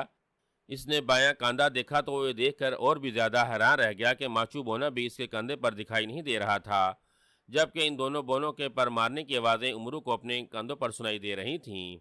تم دونوں مجھے دکھائی کیوں نہیں دے رہے ہو؟ امرو نے حیرت بھرے لہجے میں کہا۔ سوال و جواب بعد میں کر لینا، پہلے تم محل کی چھت کی طرف دیکھو، کاچو بونے نے کہا تو امرو محل کی چھت کی طرف دیکھنے لگا جہاں ایک نہایت خوبصورت شہزادی اور ایک نوجوان کھڑا آپس میں ہنس ہنس کر باتیں کر رہے تھے۔ امرو یار ہوا میں تیرتا ہوا چھت کے کنارے کے پاس آ گیا۔ بس اب کچھ مت بولنا، خاموشی سے دیکھو۔ اس سے پہلے کہ امرو بونوں سے چھت پر موجود شہزادے اور شہزادی کے بارے میں کچھ پوچھتا اسے ماچو بونے کی آواز سنائی دی اور امرو نے بے اختیار ہونٹ بھینچ لیے۔ وہ چھت کے کنارے پر موجود دیوار کے ساتھ لگ کر کھڑا ہو گیا جیسے دوسری طرف سے کوئی سیڑھی ہو اور اس پر کھڑا ہوا ہو۔ ابھی امرو شہزادے اور شہزادی کو دیکھ ہی رہا تھا کہ اچانک آسمان سے زور زور سے بادل گرجنے کی آواز سنائی دی۔ امرو نے چونک کر سر اٹھایا اور پھر یہ دیکھ کر حیران رہ گیا کہ آسمان بالکل صاف تھا، وہاں بادل کا ایک ٹکڑا بھی دکھائی نہیں دے رہا تھا۔ حیرت ہے، یہ بادلوں کی گرجنے کی آواز کیسی ہے؟ آسمان پر تو بادلوں کا نشان تک نہیں ہے، امرو نے دل ہی دل میں کہا۔ اسے چونکہ کاچو اور ماچو بونے نے بولنے سے منع کیا تھا، اسی لیے اس نے ان دونوں سے کچھ نہیں پوچھا۔ بادل ایک بار پھر گرجے اور پھر اچانک امرو نے بجلی کے زور سے کڑکنے کی آواز سنی۔ دوسرے لمحے سے آسمان سے بجلی کی ایک لہر سی نیچے آتی ہوئی دکھائی دی، لیکن بجلی کی لہر زمین پر آنے کی بجائے آسمان پر کسی چادر کی طرح پھیل گئی تھی۔ جیسے ہی آسمان پر نیلی روشنی کی چادر پھیلی، اس میں سے ایک بھیانک شکل والی بڑھیا دکھائی دینے لگی۔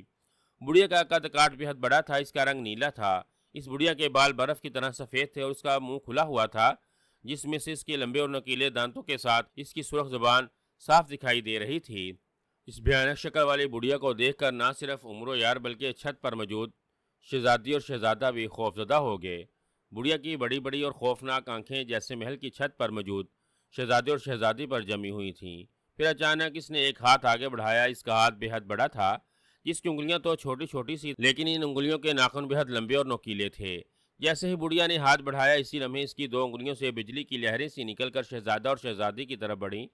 اس سے پہلے کہ شہزادہ اور شہزادی ان بجلیوں کی لہروں سے بچنے کے لیے کوشش کرتے لہریں ان سے آ ٹکرائیں، دوسرے لمحے وہ دونوں بری طرح سے چیختے ہوئے چھت پر گر گئے تھے۔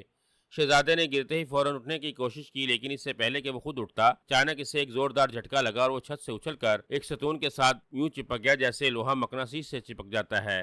ابھی امرو یار یہ سب حیرت سے دیکھ رہا تھا کہ اسی لمحے شہزادے کے قریب سے ایک رسی نمودار ہوئی اور پھر وہ رسی خود بخود کسی سام کی طرح حرکت کرتی ہوئی شہزادہ اور ستون کے گرد تیزی سے لپٹتی چلی گئی۔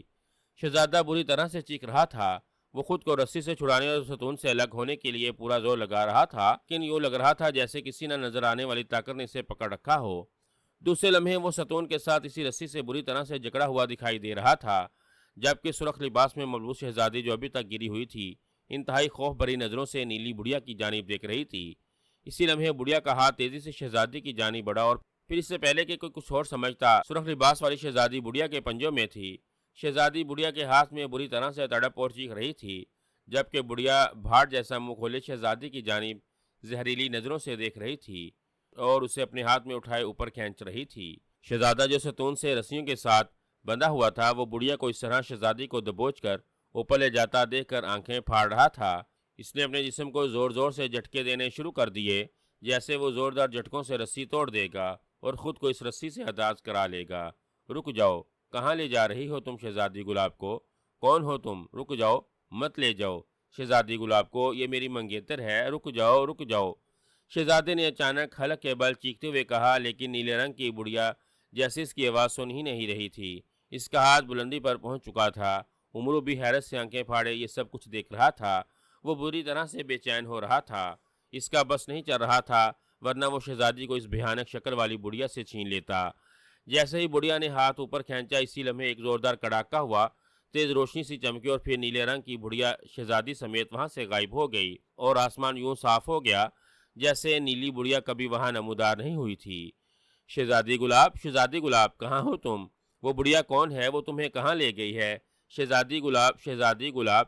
شہزادہ ستون سے باندھا پاگلوں کی طرح شہزادی گلاب کو آوازیں دے رہا تھا، لیکن شہزادی بلا اب وہاں کہاں تھی؟ اسے تو نیلے رنگ والی بڑھیا لے کر غائب ہو چکی تھی۔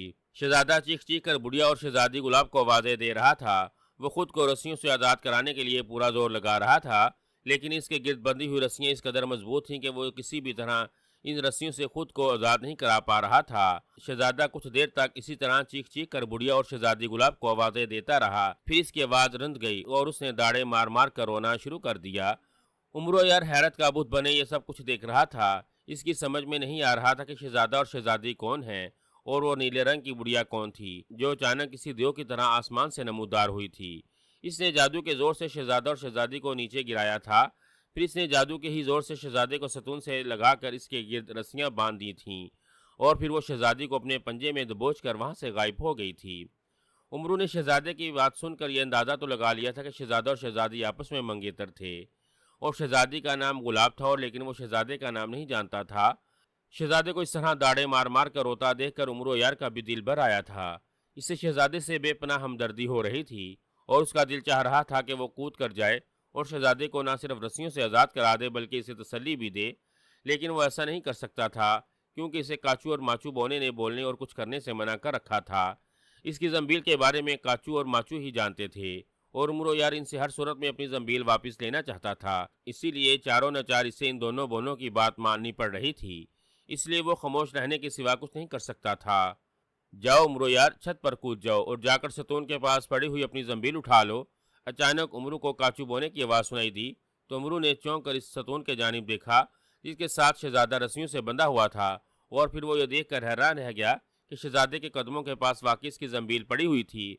زنبیل دیکھ کر امرو یار کی آنکھوں میں بے پناہ چمک سی آ گئی۔ وہ اچھلا اور چھت کے کنارے پر موجود دیوار پھاند کر چھت پر آ گیا اور پھر وہ تیزی سے ستون کے پاس پڑی ہوئی اپنی زنبیل کی جانب بھاگتا چلا گیا۔ ستون کے ساتھ بندھا ہوا شہزادہ جو اب سر جھکائے رو رہا تھا، اس کے قدموں کی آواز سن کر چونک پڑا۔ اس نے سر اٹھا کر دیکھا اور پھر وہ دبلے پتلے بوڑھے کو اپنی طرف آتا دیکھ کر حیران رہ گیا۔ اس سے پہلے کہ امرو شہزادے کے نزدیک پہنچتا، اچانک ایک جھماکہ سا ہوا اور شہزادے کے گرد لپٹی ہوئی رسیاں خود بخود غائب ہو گئیں۔ رسیاں چونکہ اچانک غائب ہوئی تھیں اس لیے شہزادہ خود کو سنبھال نہ سکا، وہ الٹ کر اوندے منہ نیچے گرا۔ نیچے گرتے اس نے فوراً دونوں ہاتھ آگے بڑھا دیے، ورنہ اس کا منہ چھت کے پختہ فرش سے ٹکراتا اور اس کے منہ کا بھرتا بن جاتا۔ شہزادہ امرو یار کی زنبیل پر گرا تھا۔ شہزادے کو اس طرح خود بخود رسیوں سے آزاد کرتا اور اپنی زنبیل پر گرتا دیکھ کر امرو ٹھٹک کر رک گیا۔ چند لمحے تو وہ رکا، پھر وہ تیزی سے شہزادے کی جانب بڑھا۔ شہزادے اٹھو، جلدی اٹھو، تمہارے نیچے میری زنبیل ہے، یہ زنبیل مجھے دے دو۔ امرو نے شہزادے کی جانب دیکھتے ہوئے تیز لہجے میں کہا تو شہزادہ فوراً اٹھ کر کھڑا ہو گیا۔ اب زنبیل اس کے قدموں کے پاس پڑی تھی۔ یہ دیکھ کر امرو تیزی سے آگے بڑھا۔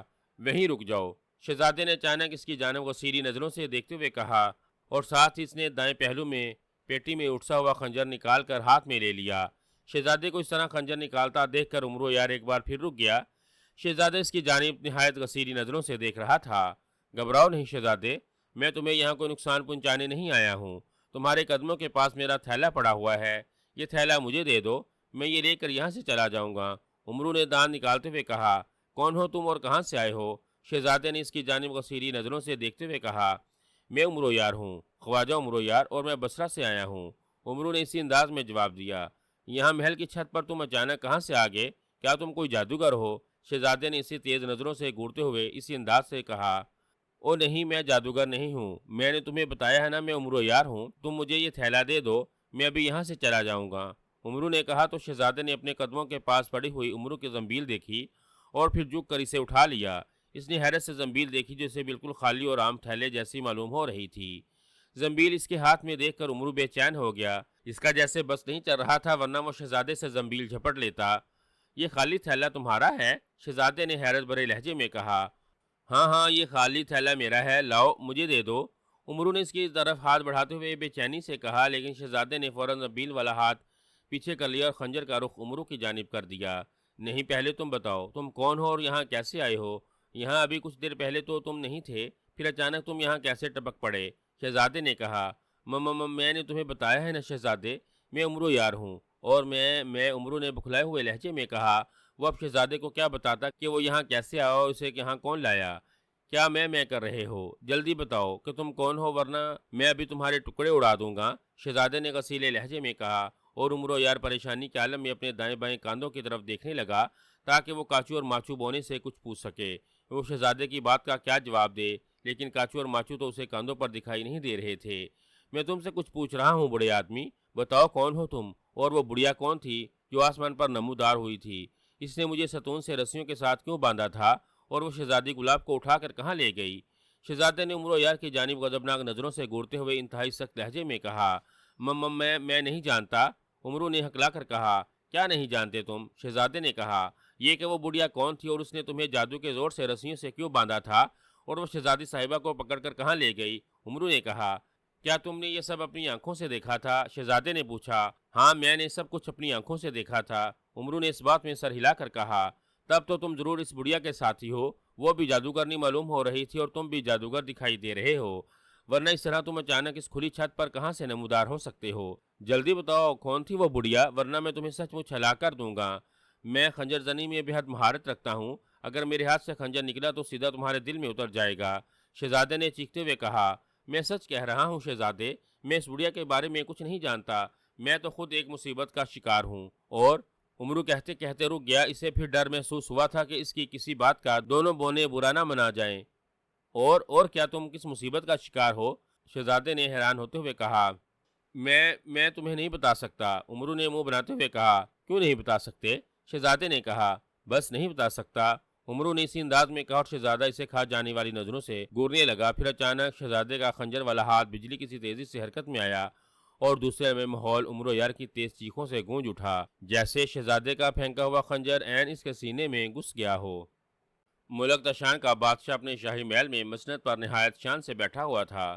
اس کے چہرے پر انتہائی مکاری، صفاقی اور بے رحمی کے ساتھ ساتھ شیطانیت کے بھی تاثرات نمایاں نظر آ رہے تھے۔ وہ مسند پر اکڑے ہوئے نہایت غرور بھرے انداز میں بیٹھا ہوا تھا۔ کمرے میں وہ اکیلا تھا اور کمرے کا دروازہ بند تھا۔ اس کی نظریں سامنے کھڑی ایک نیلے رنگ کی بڑھیا پر جمی ہوئی تھیں جو ہاتھ باندھے نہایت معتبانہ انداز میں سر جھکائے کھڑی تھی۔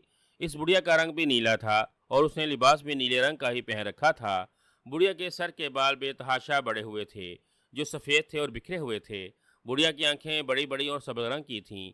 اس کا منہ کھلا ہوا تھا جس میں سے اس کے نوکیلے اور لمبے دانت صاف دکھائی دے رہے تھے۔ یوں تو بڑھیا کا رنگ نیلا تھا لیکن اس کے کھلے ہوئے منہ میں زبان اس قدر سرخ نظر آ رہی تھی جیسے وہ کسی جاندار کا تازہ تازہ خون پی کر آ رہی ہو۔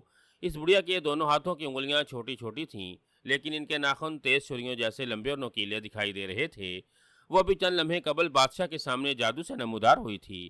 تم نے جو کام کیا ہے جڑیل ملکہ، اس سے میں بہت خوش ہوں۔ مانگو، کیا مانگتی ہو؟ آج تم مجھ سے جو مانگو گی میں تمہیں دے دوں گا، بادشاہ نے مسرت بھرے لہجے میں کہا۔ آپ کی خوشی میرا انعام ہے آقا، آپ جب مجھے بن مانگے ہی سب کچھ دے دیتے ہیں تو مجھے آپ سے بلا کچھ مانگنے کی کیا ضرورت ہے، چڑیل ملکہ نے بڑے معتبانہ لہجے میں کہا۔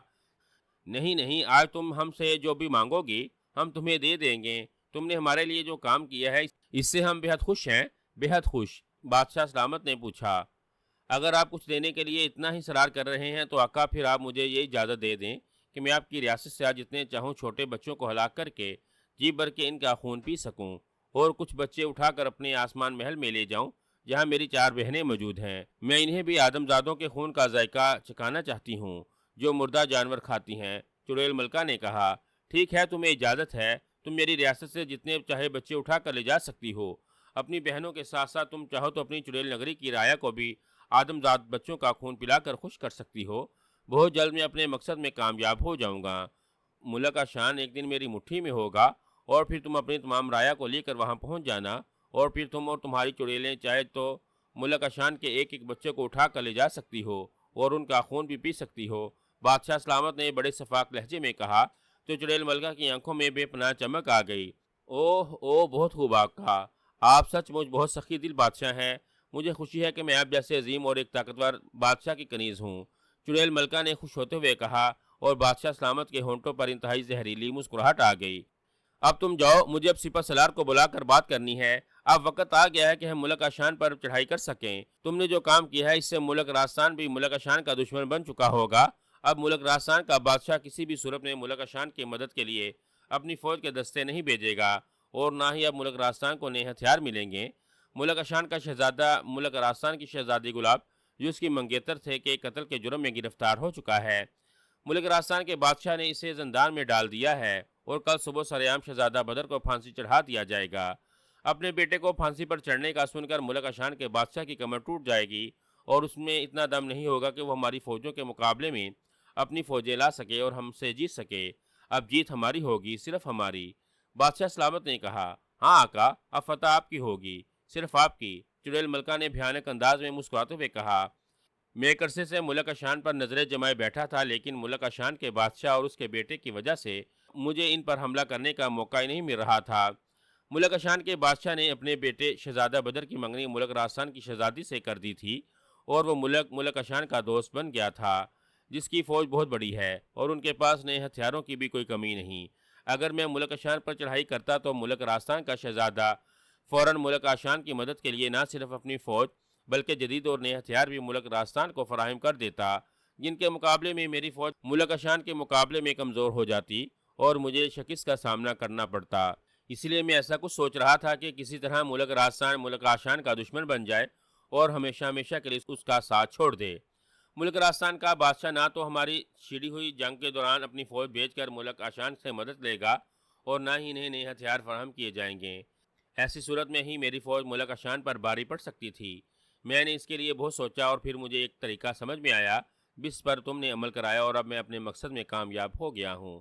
شہزادہ بدر کے ہاتھوں شہزادی گلاب کا قتل، یہ کسی بھی صورت میں ملک راجستھان کا بادشاہ برداشت نہیں کر سکتا تھا۔ شہزادے بدر نے اس کے محل میں جا کر شہزادی گلاب کو قتل کیا ہے۔ شہزادہ گلاب کے قتل کے جرم میں شہزادہ بدر کو گرفتار کر لیا گیا ہے۔ اب اس جرم کی سزا شہزادے کو پھانسی کی صورت میں ملے گی، اور ملک راجستھان کا بادشاہ ملک آشان کے خلاف ہو جائے گا۔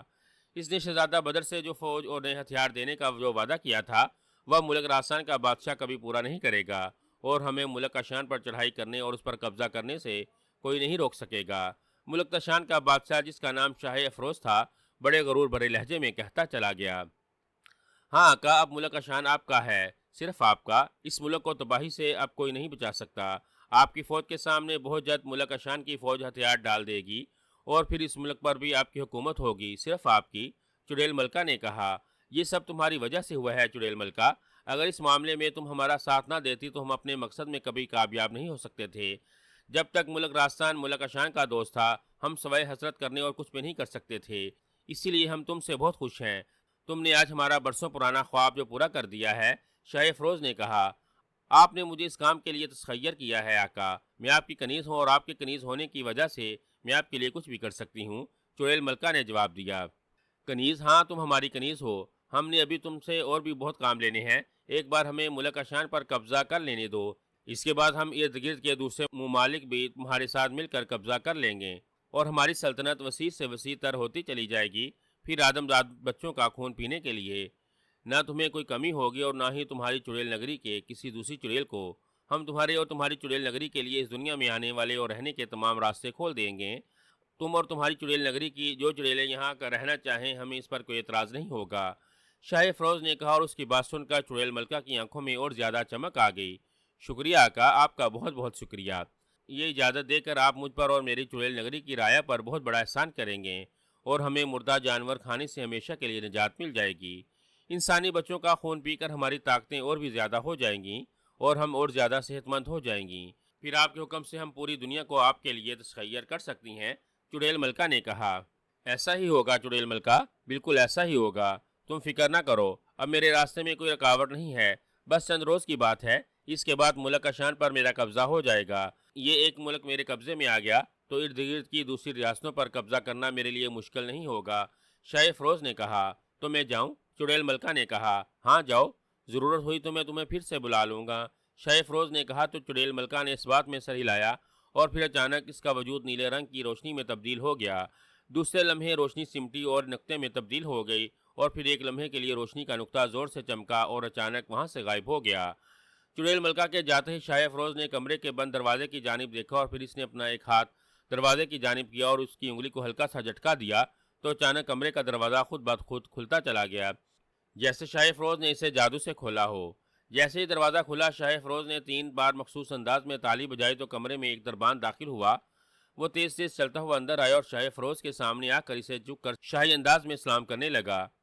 حکم بادشاہ سلامت۔ دربان نے سلام کر کے سیدھے ہوتے ہوئے نہایت مؤدبانہ لہجے میں کہا، سپہ سالار کو بلاؤ جلدی۔ شاہ فروز نے دبنگ لہجے میں کہا تو دربان نے ایک بار پھر جھک کر شاہ فروز کو فرشی سلام کیا اور الٹے قدموں کمرے سے باہر نکلتا چلا گیا۔ جیسے شہزادہ بدر نے عمرو یار کی جانب خنجر پھینکا، عمرو کے منہ سے بے اختیار چیخ نکل گئی۔ اس نے آنکھیں بند کر لی تھیں۔ شہزادہ بدر نے جس تیزی سے اس پر خنجر پھینکا تھا، اسے یوں محسوس ہوا تھا جیسے خنجر اس کے سینے میں دل میں اتر گیا ہو۔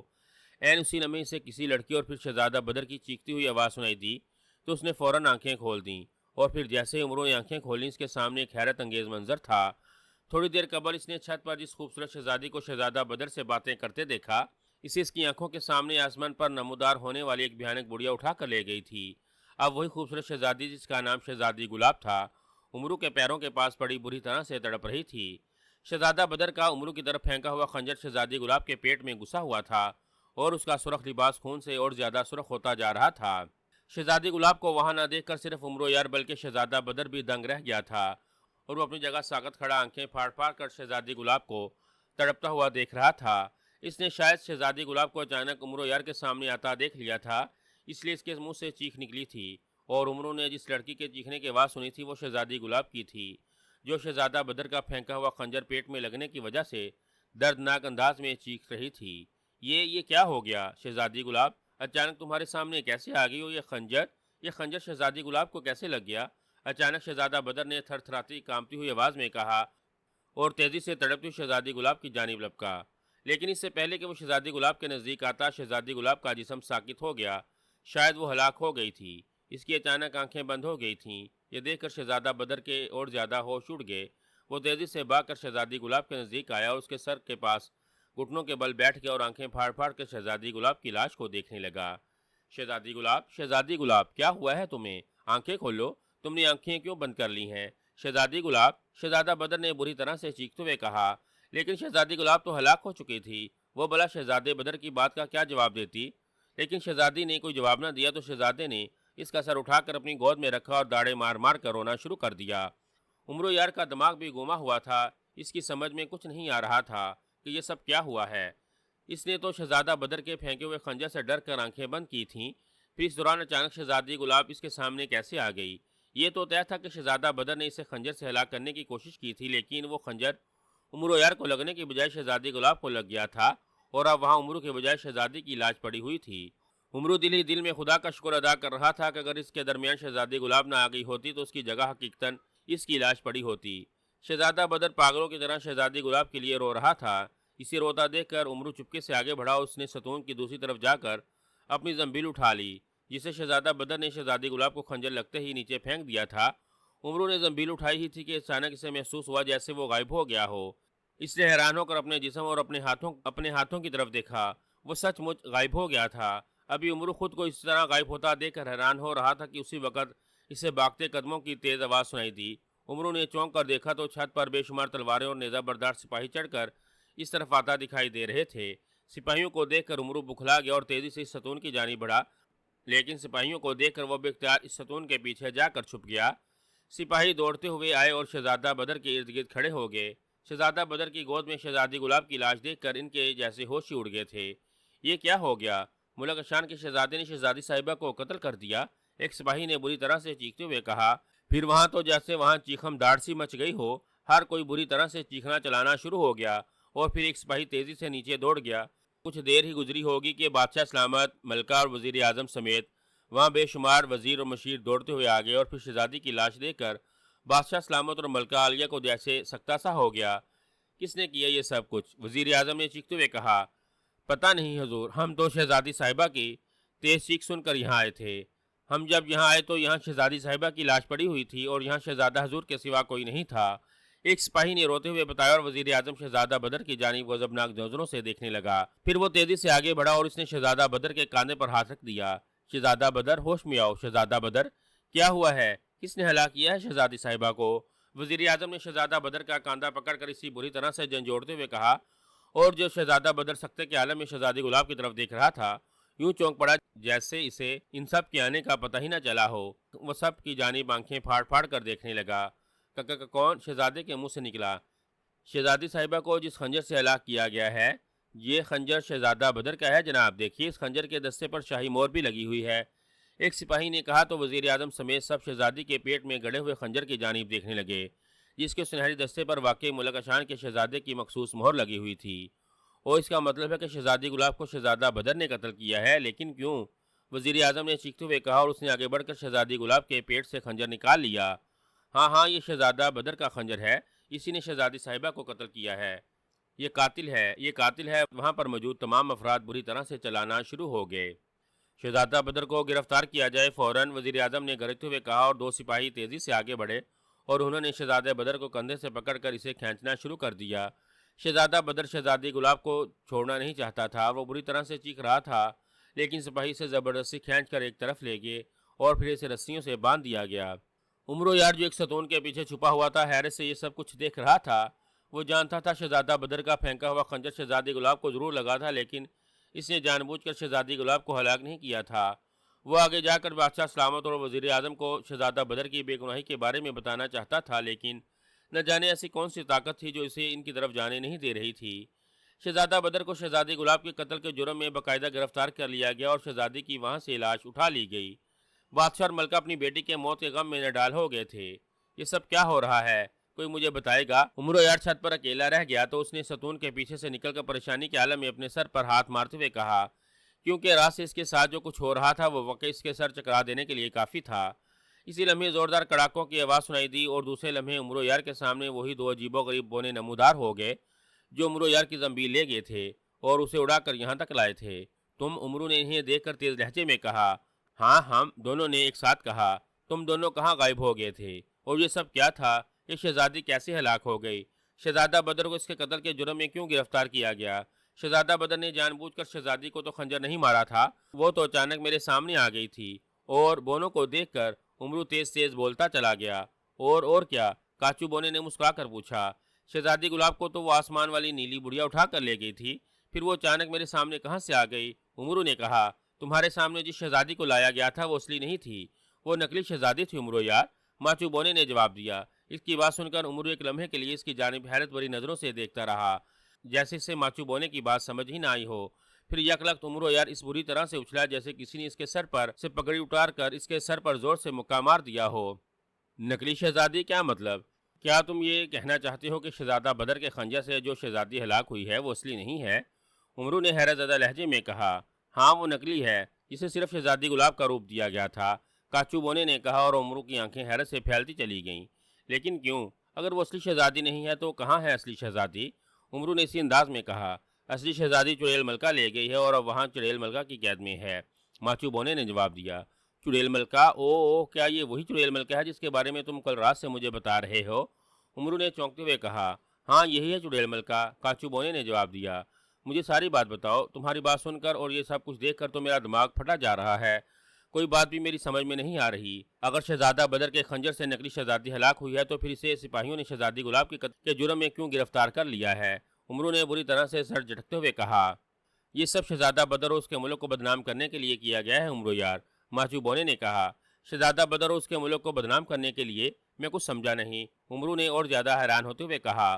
میں تمہیں بتاتا ہوں، جب تم پر ساری حقیقت کھلے گی تو تمہارے سامنے ہر بات کھل کر سامنے آ جائے گی اور تمہارا سر چکرانا بند ہو جائے گا۔ ماچو بونے نے کہا، بتاؤ، جلدی بتاؤ، ان سارے پراسرار واقعات نے تو مجھے سچ مچ پاگل کر دیا ہے۔ مجھے حقیقت میں اپنا دماغ لٹھو کی طرح گھومتا ہوا معلوم ہو رہا ہے، امرو نے کہا۔ سب سے پہلے تو میں تمہیں یہ بھی بتا دوں کہ تم یہاں جس شہزادے کو دیکھا اس کا نام شہزادہ بدر ہے، جو ملک آشان کا شہزادہ ہے، اور شہزادی گلاب جس کا نام تم جانتے ہو وہ ملک راجستھان کی شہزادی ہے، اور تم اس وقت ملک راجستھان کے شاہی محل کی چھت پر موجود ہو۔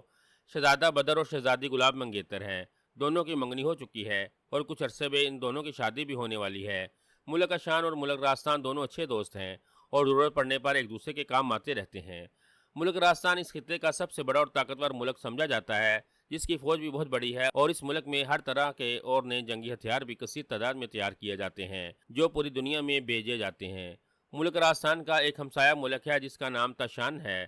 اس ملک کا بادشاہ شاہ فیروز ہے۔ شاہ فیروز ایک عرصے سے ملک آشان پر حملہ کرنا چاہتا ہے۔ وہ اپنی طاقت کے بل بوتے پر ملک آشان پر قبضہ کرنا چاہتا ہے۔ وہ یہ کام کب کا کر چکا ہوتا، لیکن اسے ملک راجستھان سے خطرہ تھا۔ شاہ فیروز جانتا ہے کہ اگر اس نے ملک آشان پر فوج کشی کی تو ملک راجستھان ملک آشان کی مدد کے لیے فوراً آگے آ جائے گا، اور نہ صرف ملک آشان کو نئے ہتھیاروں سے مسلح کر دیا جائے گا، بلکہ ملک آشان کی مدد کے لیے ملک راجستھان کا بادشاہ اپنی بڑی سے بڑی فوج بھی بھیج سکتا تھا۔ اس لیے شاہ فیروز نے ملک آشان پر قبضہ کرنا ایک خواب سا بنتا جا رہا تھا، لیکن اس نے قسم کھا رکھی تھی کہ وہ اپنی زندگی میں ایک بار یہ کوشش ضرور کرے گا کہ ملک آشان اس کی ریاست میں شامل ہو جائے۔ شاہ فیروز کو جادو سیکھنے کا بھی بہت شوق تھا۔ اس نے کئی جادوگر استاد تھے جو اسے جادو سکھاتے تھے۔ شاہ فیروز ان سے بھی مشورہ کرتا رہتا تھا۔ ایک دن اس کے ایک جادوگر استاد نے اسے مشورہ دیا کہ وہ ایک چلہ کاٹے۔ اگر اس کا بتایا ہوا چلہ کاٹنے میں کامیاب ہو گیا تو اس کے قبضے میں چڑیل نگری کی طاقتور اور سب سے خوفناک چڑیل ملکہ آ جائے گی۔ اگر وہ چڑیل ملکہ کو اپنے قبضے میں کر لے تو وہ اس کی مدد سے اپنی ہر خواہش پوری کر سکتا ہے۔ پھر ملک آشان تو کیا، وہ چڑیل ملکہ کی مدد سے پوری دنیا پر قابض ہو سکتا ہے۔ شاہ فیروز کا سننا تھا کہ اس نے اسی وقت چڑیل ملکہ کو تسخیر کرنے کا فیصلہ کر لیا، اور پھر اس نے جادوگر استاد کے بتائے ہوئے طریقے پر عمل کرنا شروع کر دیا۔ وہ محل کے تہہ خانے میں تنہائی میں چلا گیا تھا۔ اس نے 40 روز تک وہاں گزارنے اور آخرکار اس نے چڑیل نگری کی سب سے بھیانک اور طاقتور ملکہ کو اپنے قابو میں کر لیا۔ اب چڑیل ملکہ شاہ فیروز کی کنیز ہے، اور وہ شاہ فیروز کے اشاروں پر اس کا ہر حکم بجا لاتی ہے۔ چڑیل ملکہ نے شاہ فیروز کو مشورہ دیا تھا کہ وہ ایک ایسا کھیل کھیلے کہ ملک راجستھان کا بادشاہ ملک آشان کا دشمن بن جائے، اور وہ کسی طرح ملک آشان کی مدد نہ کر سکے، اور نہ ملک آشان کو ہتھیار مل سکے اور نہ فوج امداد۔ چڑیل ملکہ نے شاہ فیروز سے کہا کہ وہ شہزادہ بدر کے ہاتھوں شہزادی گلاب کا قتل کرا دے۔ جب شہزادی گلاب جو شہزادہ بدر کی منگیتر ہے، شہزادہ بدر کے ہاتھوں ہلاک ہوگی تو ملک راجستھان کا بادشاہ شہزادہ اور ملک آشان سے باغی ہو جائیں گے۔ شہزادہ بدر کو تو شہزادی کے قتل کے جرم میں ہلاک کر دیا جائے گا، اور شاہ راجستھان ملک آشان کی فوج امداد بھی روک لے گا۔ ملک راجستھان کے سوا ملک آشان کا مدد کرنے والا چونکہ کوئی اور نہیں ہوگا، اس لیے شاہ فیروز اس ملک پر چڑھائی کرے گا تو کامیابی سے ہی ملے گی، اور وہ آسانی سے ملک آشان کی فوج کو شکست دے کر اس ملک پر قبضہ کر سکتا ہے۔ چنانچہ ملک آشان اور ملک راجستھان میں نفرت پیدا کرنے اور دونوں ملکوں کو ایک دوسرے کا دشمن بنانے کے لیے شاہ فیروز نے ساری ذمہ داری چڑیل ملکہ کو دے دی۔ ایک طرف شاہ فیروز ملک آشان پر قبضہ کرنا چاہتا تھا تو دوسری طرف اس کی خواہش تھی کہ وہ ملک راجستھان کی شہزادی گلاب کو بھی کسی طرح سے حاصل کر لے۔ چونکہ شہزادی گلاب دنیا کی حسین ترین شہزادی تھی، اس لیے شاہ فیروز نے اسے ہر حال میں حاصل کرنا چاہتا تھا، لیکن وہ جانتا تھا کہ اسے خطے کی دوسری ریاستیں پسند نہیں کرتیں۔ وہ ہر طرف اپنے ظلم، سفاکی اور جادوگر بادشاہ ہونے کی وجہ سے بدنام ہو چکا ہے۔ اگر وہ ملک راجستھان کے بادشاہ کو اپنی بیٹی کے لیے اپنا رشتہ بھجوا بھی دے تو شاہ راجستھان اسے اپنی بیٹی کا رشتہ دینے سے صاف انکار کر دے گا۔ پہلے تو اسے شہزادی گلاب کے ملنے کی کوئی توقع نہیں تھی، لیکن چڑیل ملکہ کو اپنے قابو میں کرنے کے بعد اسے یقین ہو گیا کہ وہ شہزادی گلاب کو بھی حاصل کر سکتا ہے۔ چنانچہ اس نے چڑیل ملکہ سے کہا کہ وہ شہزادہ بدر کو اصلی شہزادی کی جگہ نقلی شہزادی گلاب کے قتل کے جرم میں پھنسائے، جبکہ اصلی شہزادی کو وہ اس کے محل میں لے آئے، جس سے وہ زبردستی شادی کر لے گا۔ ایک بار اس کی شادی شہزادی گلاب سے ہوگی تو وہ ہمیشہ کے لیے اسی کی ہو کر رہ جائے گی، اور کسی کو پتہ بھی نہیں چلے گا کہ اصلی گلاب شہزادی زندہ ہے، اور شاہ فیروز اس سے زبردستی شادی کر کے اسے اپنے پاس رکھا ہوا ہے۔ یہ سارا کھیل یہاں کھیلا جانا تھا۔ تم نے جو کچھ بھی دیکھا تھا وہ سب اسی لیے کیا گیا تھا تاکہ شہزادہ بدر کو شہزادی کے قتل کے جرم میں قید کیا جا سکے، ملک راجستھان کے بادشاہ کے دل میں شہزادہ بدر اور اس کے ملک کے لیے نفرت پیدا کی جا سکے۔ ہم تمہیں یہ سب کچھ دکھانا چاہتے تھے، اس لیے ہم رات کو تمہاری زنبیل چوری کر کے لے آئے تھے کہ تمہیں یہاں تک لانے پر مجبور کر سکیں۔ تم نے یہاں جو کچھ بھی دیکھا تھا وہ کسی بھی وقت ہو سکتا تھا۔ اگر تمہیں یہ سب کچھ پہلے بتا دیتے تم ہماری کسی بات پر یقین نہ کرتے، اور ہو سکتا ہے کہ ہمارے ساتھ آنے کا انکار ہی کر دیتے۔ اور ہو سکتا ہے ہمارے ساتھ آنے سے ہی انکار کر دیتے، اس لیے مجبوراً ہم نے تمہیں رات کو ہی تنگ کیا تھا اور پھر تمہاری زنبیل لے کر غائب ہو گئے تھے۔ زنبیل کی وجہ سے ہی تم ہمارے ساتھ فوراً یہاں آنے کے لیے تیار ہو گئے تھے۔ اب حالات اس رخ پر آ چکے ہیں کہ شہزادہ بدر نے شہزادی گلاب کو قتل کر دیا ہے اور وہ اس کے جرم میں زندان میں پہنچا دیا گیا ہے۔ کل صبح اسے شہزادی گلاب کی ہلاکت کی جرم میں پھانسی دے دی جائے گی اور ساتھ ہی شاہ افروز اپنی فوج لے کر ملک شان پر چڑھائی کر دے گا۔ ملک شان کے بادشاہ کو جب معلوم ہوگا تو کہ اس کے بیٹے کو اپنی ہونے والی دلہن کو قتل کر دیا اور اس کے جرم میں اسے پھانسی دے دی گئی اور ملک راسان نے اسے ناتا توڑ دیا، تو حقیقت میں اس کی کمر ٹوٹ جائے گی اور ملک بادشاہ کا، اور جس ملک کا بادشاہ کمزور اور ٹوٹا ہوا ہو تو اس کی فوج میں بھلا اتنی سکت کہاں ہو سکتی ہے کہ وہ کسی دشمن کا مقابلہ کر سکے۔ بس پھر شاہ افروز آسانی سے میدان مار لے گا اور وہ ملک شان کی فوج کو شکست دے کر آسانی سے ملک شان پر قبضہ کر لے گا۔ کاچو نے امرو یار کو ساری تفصیل بتاتے ہوئے کہا، او تو یہ سارا کھیل ملک دشان کے بادشاہ شاہ افروز کا کھیلا ہوا ہے؟ امرو نے ہونٹ بھینچتے ہوئے کہا، ہاں، ملک شان پر قبضہ کرنے کے بعد اس کی ہمت اور بڑھ جائے گی، پھر وہ اپنے دوسرے ہمسائے ممالک پر حملہ کرے گا اور انہیں اپنے قبضے میں کر لے گا۔ چڑیل ملکہ پہلے ہی اس کی کنیز ہے، اس کی مدد سے وہ پوری دنیا پر اپنی شیطانیت کے جال پھیلا دے گا۔ ماچو بونے نے منہ بنا کر کہا، تمہاری تمام باتیں میری سمجھ میں آ گئی ہے، لیکن تم نے یہ کہا ہے کہ یہ سب طے ہونا تھا، تو پھر میں اس کھیل میں کیسے شامل ہو گیا؟ شہزادہ بدر نے تو غصے میں آ کر مجھے خنجر مارنے کی کوشش کی تھی، اس کا میری طرف پھینکا ہوا خنجر شہزادی گلاب کو لگ گیا تھا جو اچانک میرے سامنے آ گئی تھی۔ اگر میں یہاں نہ ہوتا تو شہزادہ بدر کس پر خنجر پھینکتا اور شہزادی گلاب کس طرح سے اس کے ہاتھوں سے ہلاک ہوتی؟ امرو نے حیران ہوتے ہوئے کہا، یہ نہ ہوتا تو کچھ اور ہو جاتا، لیکن یہ طے تھا کہ شہزادہ بدر چڑیل ملکہ کے جادو کے جال میں پھنسنے ہی والا تھا۔ ہم تمہیں جان بوجھ کر یہاں لائے تھے تاکہ یہ تم سب اپنی آنکھوں سے دیکھ سکو اور وقت پڑنے پر شاہ راستان کو گواہی دے سکو کہ شہزادہ بدر قاتل نہیں ہے۔ اس طرح شہزادہ بدر کی جان بچ جائے گی اور جادوگر بادشاہ افروز اور اس کی کنیز چڑیل ملکہ کا بچھایا ہوا شیطانی جال بھی ٹوٹ جاتا۔ کاچو بونے نے کہا، او نہیں، کیا شاہ راستان میری گواہی تسلیم کرے گا؟ امرو نے سر جھٹک کر کہا، ہاں، تمہاری زنبیل میں آئینہ اسکندری موجود ہے امرو یار، اس آئینے کے مدد سے تم یہاں ہونے والا تمام منظر شاہ راستان کو دکھا سکتے ہو۔ اسے دیکھ کر شاہ راستان کو یقین ہو جائے گا کہ تمہاری گواہی سچی ہے اور شہزادہ بدر بے قصور ہے، اور جو لڑکی ہلاک ہوئی ہے وہ اس کی اصلی بیٹی نہیں بلکہ جادو کی ایک گڑیا ہے جسے شہزادی گلاب جیسا بنایا گیا ہے۔ بادشاہ کو یقین دلانے کے لیے تم اپنی تلوار حیدری سے جادو کی گڑیا کی گردن کاٹ دینا۔ جیسے ہی تلوار حیدری سے جادو کی گڑیا کی گردن کٹے گی وہ اسی لمحے جل کر بزم ہو جائے گی، جس سے بادشاہ تو کیا تمام درباریوں کو یقین ہو جائے گا کہ وہ اصلی شہزادی نہیں تھی۔ ماچو بونے نے کہا، او تو تم میری ان کراماتی چیزوں کے بارے میں کیسے جانتے ہو؟ امرو نے حیران ہوتے ہوئے کہا، ہم تمہاری زنبیل اور زنبیل میں موجود ہر چیز کے بارے میں جانتے ہیں امرو یار، اور ہمیں یہ بھی معلوم ہے کہ تم نے اپنی زنبیل میں کتنے خزانے چھپا رکھے ہیں۔ کاچو بونے نے کہا اور امرو کا رنگ اڑ گیا۔ اس نے بھی اختیار اپنی زنبیل دونوں ہاتھوں سے پکڑ کر اپنے سینے سے لگا لی، جیسے وہ زنبیل ان دونوں بونوں سے چھپانے کی کوشش کر رہا ہو۔ یہ دیکھ کر دونوں بونے ہنس پڑے۔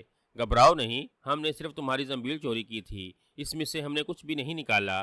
ہم تمہاری زنبیل کے بارے میں جانتے ضرور ہیں کہ یہ کس قدر پر اسرار اور حیرت انگیز ہے۔ ہم اس زنبیل میں جھانک کر ضرور دیکھ سکتے ہیں، لیکن اپنی مرضی سے اس میں سے کچھ نہیں نکال سکتے۔ ماچو بونے نے کہا تو امرو کے چہرے پر قدرے اطمینان آ گیا۔ لیکن یہ تم سب کیسے جانتے ہو؟ کون ہو تم اور کہاں سے آئے ہو؟ امرو نے پوچھا۔